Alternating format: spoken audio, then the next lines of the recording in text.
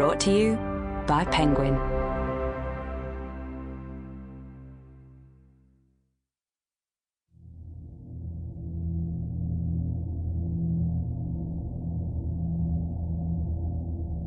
The Living Dead, written by George A. Romero and Daniel Kraus.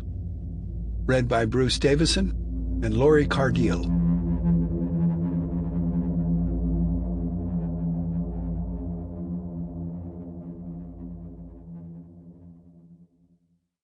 Now the vulture has eaten the dove, the wolf has eaten the lamb, the lion has devoured the sharp-horned buffalo, and man has killed the lion with the arrow, with the sword, with the powder.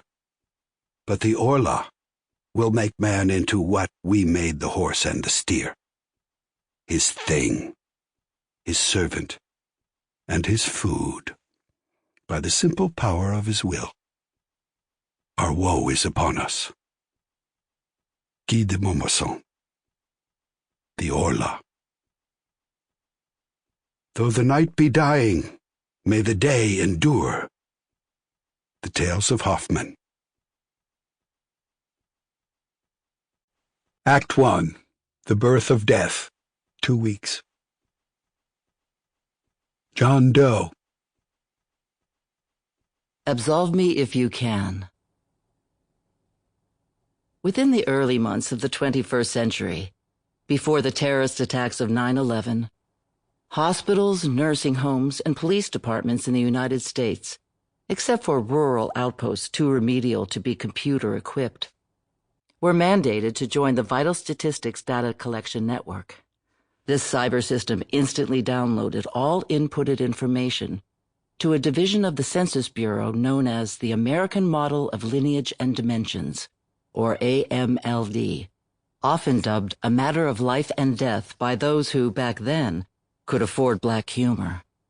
Be it either one, a birth or a death, the event was entered by a doctor, nurse, or registrar who simply clicked a link that uploaded the statistic to the VSDC. John Doe's VSDC case number 129469875 was recognized by the system twice on the night he died, October 23rd. It was initially and unremarkably input by St. Michael the Archangel, a Catholic hospital in San Diego, California. The second entry, the one that made the case notable, came 3.5 hours later from the medical examiner's office in San Diego County.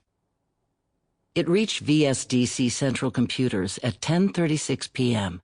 Pacific Standard Time, but went unnoticed for another 48 hours, until a quiet, offish AMLD statistician named Etta Hoffman found it while searching for abnormalities in recent files. Hoffman printed a hard copy of the record. Even then, she had a sense of foreboding about the systems upon which humans had come to depend.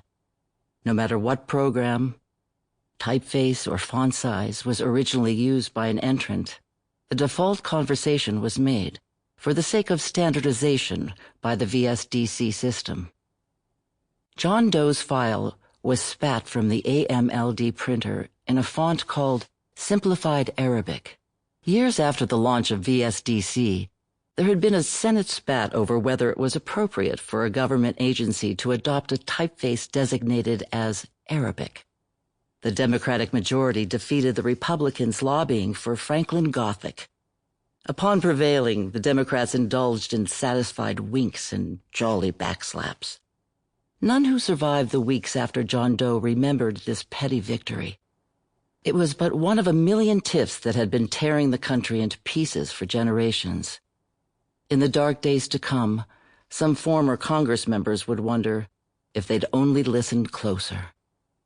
If they might have heard America's tendons pinging apart like snapped piano wire, and been able to do something to heal the wounds before the whole body politic had been ripped apart. Thousands of files share similarities with 129469875 were received during the 3 days following John Doe's death. Etta Hoffman discovered John Doe's file while trying to determine the starting point of the phenomenon. Sample complete. Ready to continue?